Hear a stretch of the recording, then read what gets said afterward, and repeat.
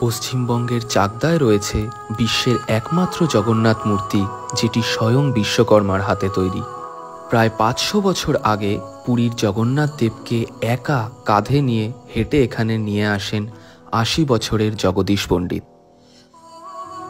সেই মূর্তি এখনও এখানে পূজিত হন এবং একমাত্র জগন্নাথ মন্দির যেখানে বলরাম এবং সুভদ্রা নেই। জগন্নাথ দেবকে আনার সময় জগদীশ পণ্ডিতের সঙ্গে যে লাঠি ছিল সেটিও এখনও সযত্নে সংরক্ষিত হচ্ছে এই মন্দিরে। বহু কিংবদন্তি প্রচলিত রয়েছে এই মন্দিরকে ঘিরে। এখানে এখনও সেই কুয়ো রয়েছে যার জল দুধে পরিণত হয়েছিল। এই স্থানেই ছিল সেই বকুল গাছ যাতে কদম ফুল আর আম হয়েছিল।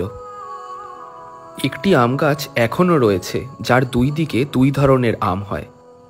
এসব দেখেই বোঝা যায় আমাদের পূর্বপুরুষেরা হর্টিকালচারের গ্রাফটিং মেথডে কতটা উন্নতি লাভ করেছিলেন। পাশেই রয়েছে জগন্নাথ দেবের স্নানযাত্রার জায়গা, যেখানে একসময় গঙ্গা প্রবাহিত হতেন।